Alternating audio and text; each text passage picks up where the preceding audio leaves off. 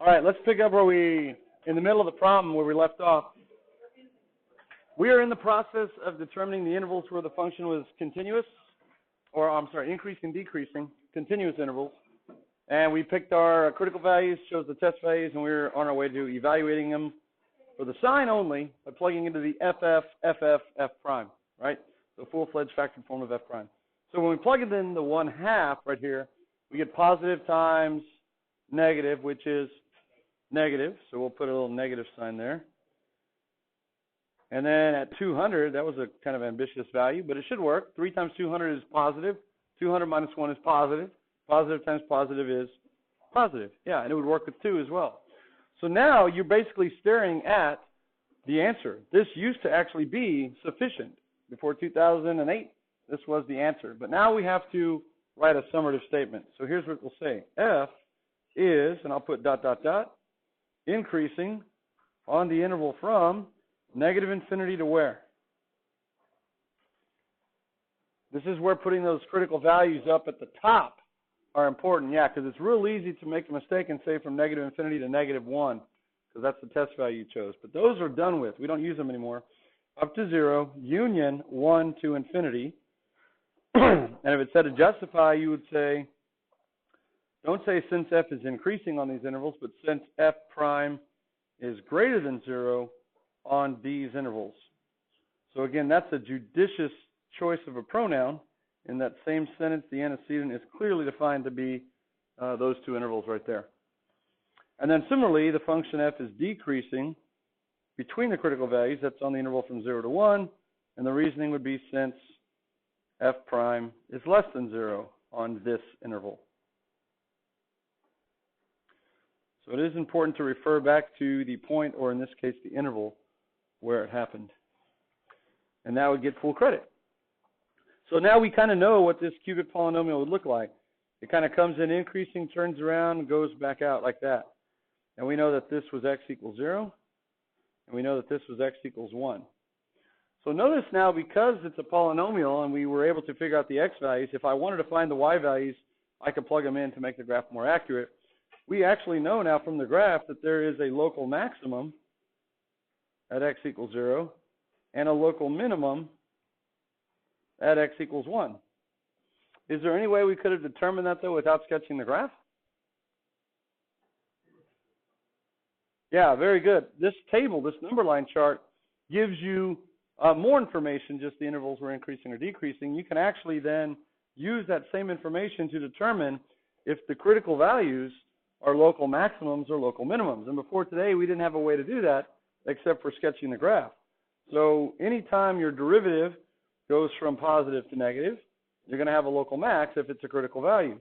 And anytime your derivative changes from negative to positive at a critical value, you're going to have a local minimum. That brings us to this chart. It's called the first derivative test, and that's the name of the test. It is a test for relative or local extrema for continuous functions. The first derivative test is a test for local extrema that uses first derivative information at a critical value to determine what's going on there. So here's what the test actually says.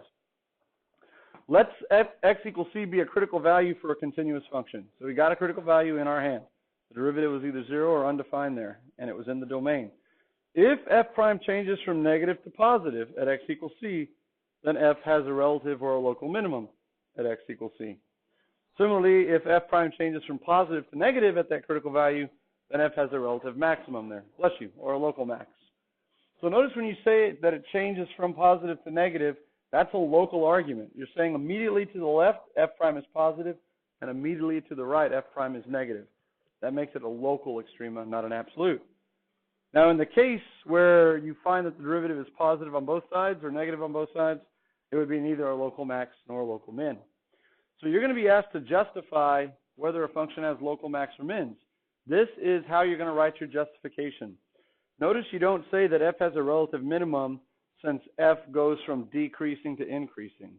That's true, but it's not a strong enough argument because it doesn't use any information regarding the first derivative.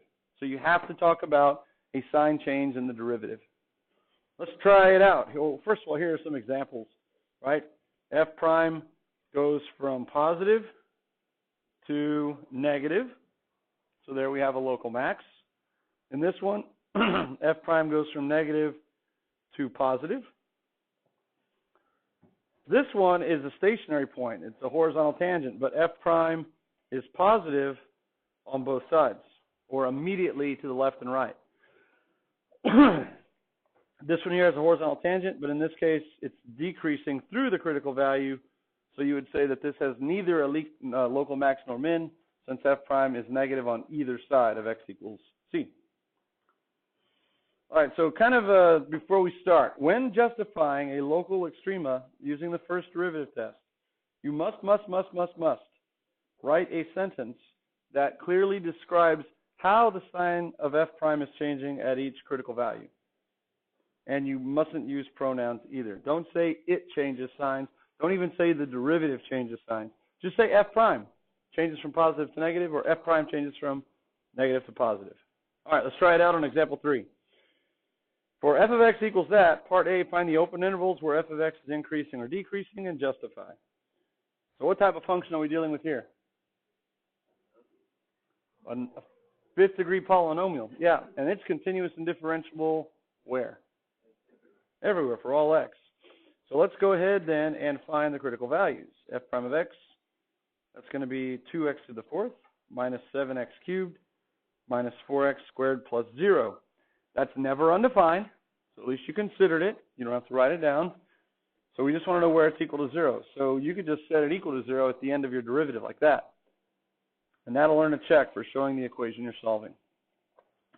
Now we pull out a common factor of, can't pull out a 2, so we'll just pull out an x squared. That leaves it as 2x squared minus 7x minus 4, still equal to 0. And now you're going to have the fun of factoring a quadratic trinomial whose leading coefficient is not 1. So it's got to be a 2x and an x in the first position. And then factors of 4, it's either 2, 2 or a 4, 1.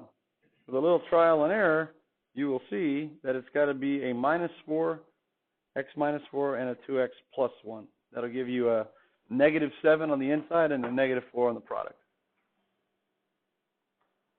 All right, so from there, you can now list your critical values from left to right. What's the first one? 0. Don't overlook x or x squared. It's easy to do because he doesn't stand out like the others. He's not in parentheses, and it doesn't have like x minus something. What this guy's doing his darndest to get your attention. He's there twice, right? That's x times x. So x equals 0 or x equals 0. We'll just put it down once. X equals negative 1/2, and x equals 4. Those are your critical values. Now what we want to do is test the intervals in between these three critical values. There's no discontinuities. Now just looking ahead, the factor that gave us the 0 is x squared. If you think about what the graph of x squared does at the origin at x equals 0, it bounces, doesn't it? That graph bounces. So do you think that there's going to be a sign change at 0? Does x squared change signs of its y values on either side of 0? No. We'll kind of left to be seen. 2x plus 1 to the first and x minus 4 to the first, that means that those come from linear factors, and just like the lines, they would shoot across the x-axis. You're probably going to see a sign change at those two, but not probably a sign change at x squared because it's an even exponent. But we'll see. We got to make our little table, our little number line chart. So here's what we do. Number line, you got x and f prime. You got to put them in the right order. So negative 1/2 has to go first, then 0, and then 4. And now you pick your favorite values from those intervals, like negative 1, negative 1/4, 1, and 5. You try to keep them as manageable as possible.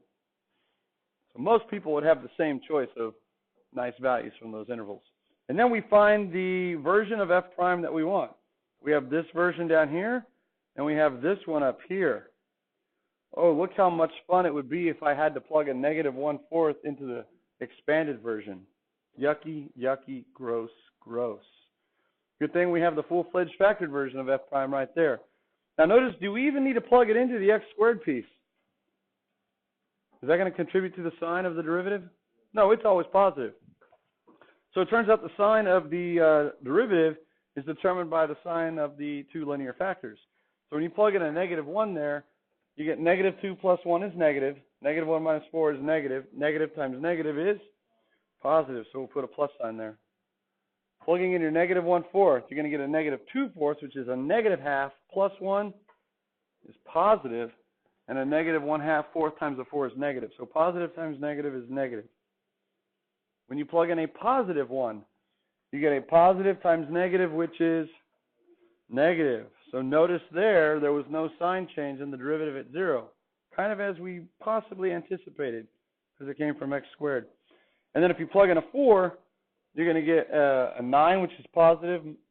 I'm sorry, you plug in a 5. You get positive times positive. If you plug in the 4, you get a 0, which is like, yeah, it's still a critical value.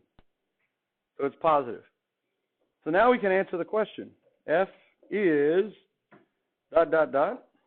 We'll do it that way. Increasing on the interval from negative infinity to negative 1/2, union 4 to infinity. And again, the reason would be since f prime is greater than 0 on these intervals.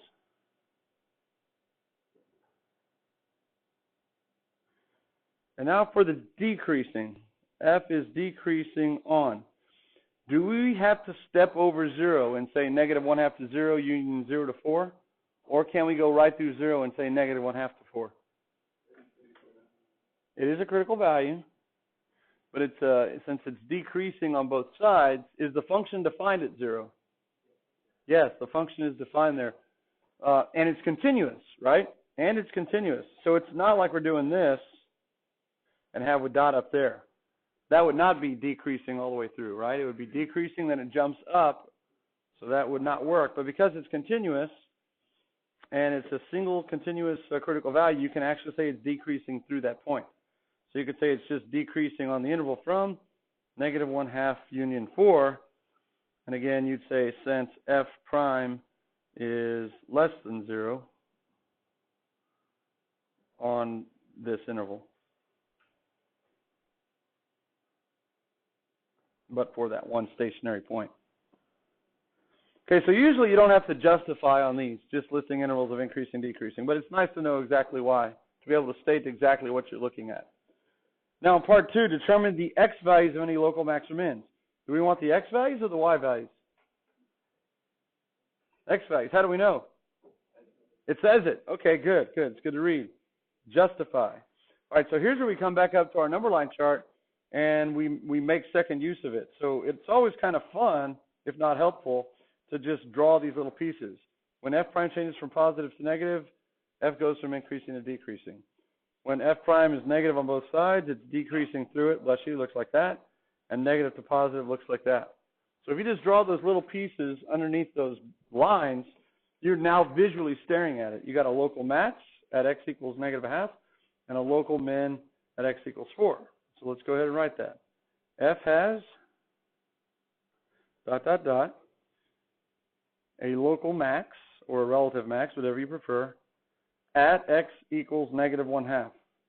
Check. Got that. The justification, this is important. This is using the first derivative test. Since f prime changes from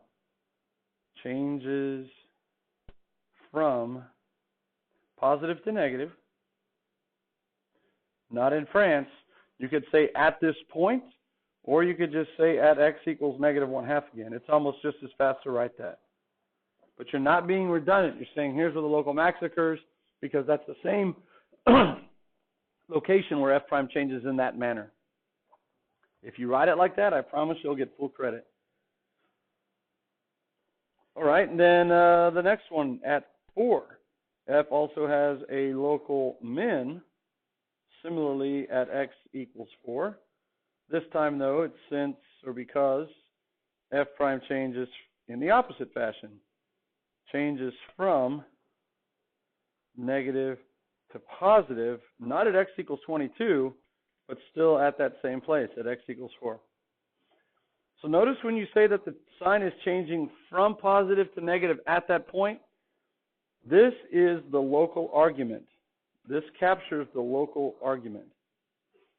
You're not just saying that f prime is positive everywhere to the left and f prime is negative everywhere to the right. That's more of a global argument. When you're saying it changes from this line to this line at a point, that's a local argument, and that's what you need for a first derivative test. Now we're done with question B, but sometimes the question reads, instead of find the local max or min locations, sometimes it says, at every critical value, determine if f has the local max, the local min, or neither. So if that were the question instead of this, we would still have both of these right here, and we'd get credit for that. But now there's another critical value that needs mentioning, 0. So here's what you would say if it's not a local max or min. You would say f has neither a local max nor local min at x equals 0. And the easiest way to do it is to just say since f prime, this one ended up being negative on both sides, so f prime is negative. And to capture the local argument, you would not say to the left and to the right, because that's not true. It's not negative everywhere to the left. It's positive some places, and it's not negative everywhere to the right. So you just say f is negative on either side of x equals 0. It's monotonically decreasing through x equals 0. That would possibly work, yeah. I like this a little bit better. All right, if you deviate from the script, at some point you risk losing credit for your justification. So the either side, the either part is what captures the local argument. Ideally, you say, since f prime is negative immediately to the left of x equals 0, as well as immediately to the right of x equals 0. But that's a lot more writing. So either side kind of captures it. Yeah, monotonic decreasing through x equals 0, I would give credit for that. Yeah. All right, example 4. Let's let you do this one on your own, okay? It doesn't ask you for the intervals of increasing, decreasing. It just says to find the exact values of the relative extrema. Does that mean you're looking for y values or x values? Both would be fine, but remember, what are the extreme values, x or the y values? The y values, yeah. So you definitely need to find the y values on this one. The relative extrema themselves are the y values. All right, y'all do it at your desk. I'll do it up here, nice and slowly. And hopefully we get the same answer.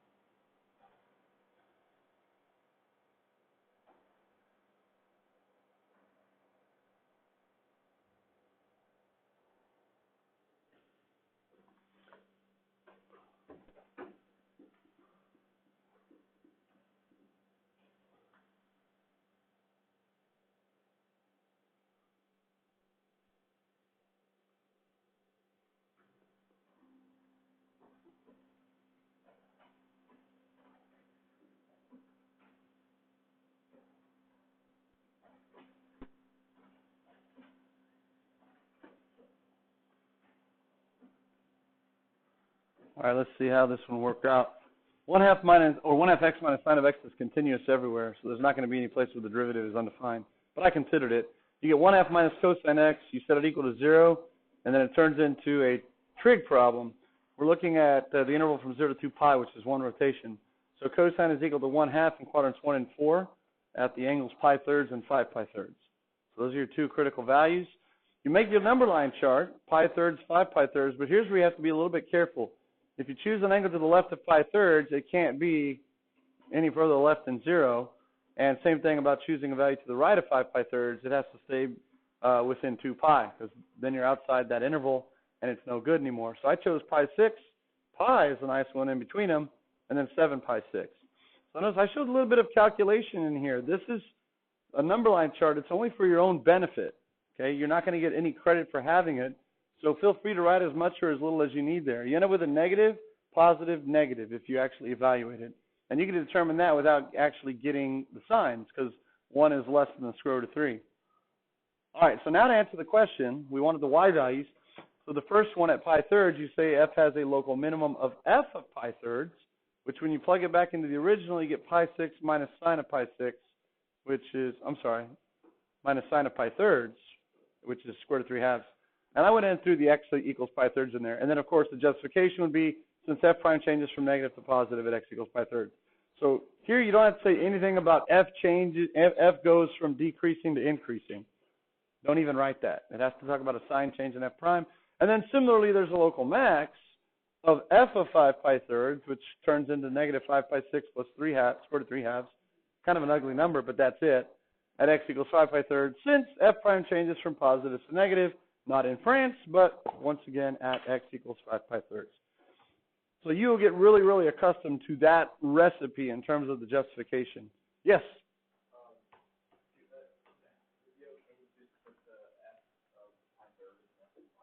No, it has to be a numeric answer. So if you want to leave something off, you would leave off the f of pi thirds and f of 5 pi thirds and just put the pi 6. Or you can come off to the side and evaluate them and then import those y values in your justification. But it has to be a numeric answer. So that's why I plugged it in. You could leave it as pi 6 minus sine of pi thirds. That would be fine if you didn't want to evaluate the sine of pi thirds.